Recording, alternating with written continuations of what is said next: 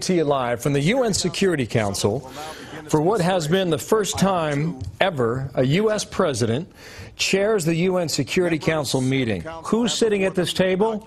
15 leaders, 12 heads of state, 3 heads of government. Mohammed al-Baradei, who's the UN watchdog chief on nuclear arms issues. The UN Secretary General. One of the leaders at the table, Muammar Gaddafi out of Libya. Let's drop in now and see the Russian president and more. President Obama now chairing this meeting, UN Security Council. Containing a letter dated 16 September 2009 from the United States of America, transmitting a concept paper on the item under consideration. In accordance with the understanding reached earlier among members, the Security Council will take action on the draft resolution before it prior to hearing statements from the Secretary General and Council members.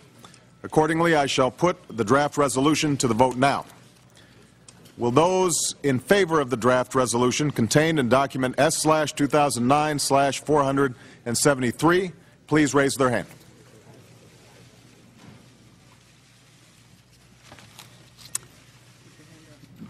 The results of the voting is as follows. The draft resolution is received.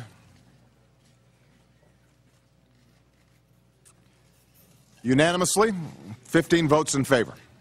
The draft resolution has been adopted unanimously as Resolution 1887 of 2009.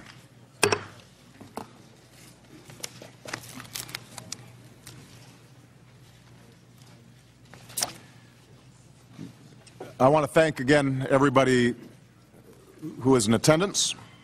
I wish you all good morning. In the 6+ decades that this Security Council has been in existence, only 4 other meetings of this nature have been convened. I called for this one so that we may address at the highest level a fundamental threat to the security of all peoples and all nations, the spread and use of nuclear weapons. As I said yesterday, this very institution was founded at the dawn of the atomic age, in part because man's capacity to kill had to be contained. And although we averted a nuclear nightmare during the Cold War, we now face proliferation of a scope and complexity that demands new strategies and new approaches.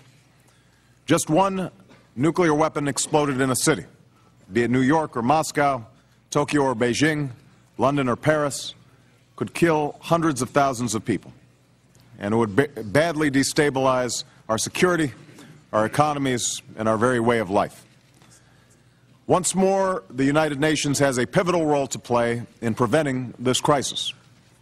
The historic resolution we just adopted enshrines our shared commitment to the goal of a world without nuclear weapons, and it brings Security Council agreement on a broad framework for action to reduce nuclear dangers as we work toward that goal. It reflects the agenda I outlined in Prague and builds on a consensus that all nations have the right to peaceful nuclear energy, that nations with nuclear weapons have the responsibility to move toward disarmament, and those without them have the responsibility to forsake them. Today, the Security Council endorsed a global effort to lock down all vulnerable nuclear materials within 4 years. The United States will host a summit next April to advance this goal and help all nations achieve it. This resolution will also help strengthen the institutions and initiatives that combat the smuggling, financing, and theft of proliferation-related materials. It calls on all states to freeze any financial assets that are being used for proliferation, and it calls for stronger safeguards to reduce the likelihood that peaceful nuclear weapons programs can be diverted to a weapons program. That peaceful nuclear programs can be diverted to a weapons program. The resolution we passed today will also strengthen the Nuclear Non-Proliferation Treaty. We have made it clear that the Security Council has both the authority and the responsibility to respond to violations to this treaty. We've made it clear that the Security Council has both the authority and responsibility to determine and respond as necessary when violations of this treaty threaten international peace and security.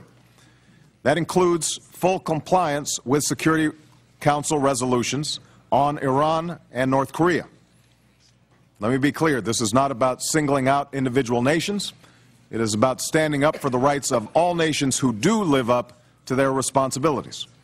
The world must stand together, and we must demonstrate that international law is not an empty promise and that treaties will be enforced. The next 12 months will be absolutely critical in determining whether this resolution and our overall efforts to stop the spread and use of nuclear weapons are successful. And all nations must do their part to make this work. In America, I have promised that we will pursue a new agreement with Russia to substantially reduce our strategic warheads and launchers. We will move forward with the ratification of the Comprehensive Test Ban Treaty and open the door to deeper cuts in our own arsenal.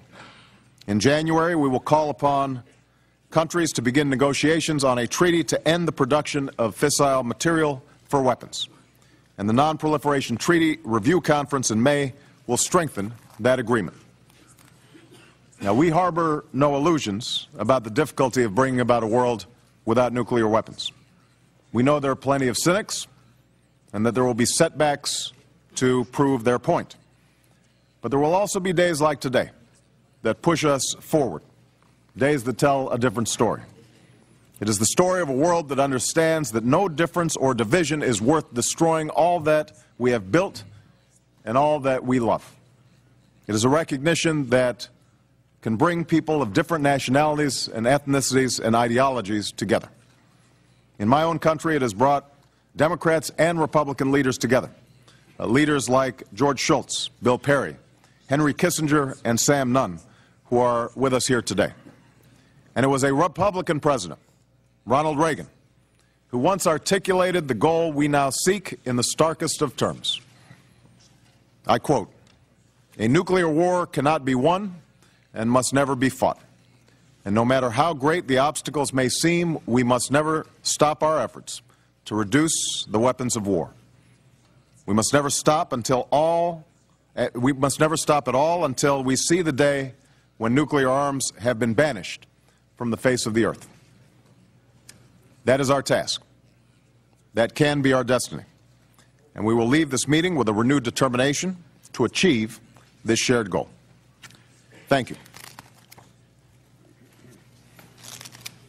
In accordance with the understanding reached among council members, I wish to remind all speakers to limit their statements to no more than 5 minutes in order to enable the council to carry on its work expeditiously.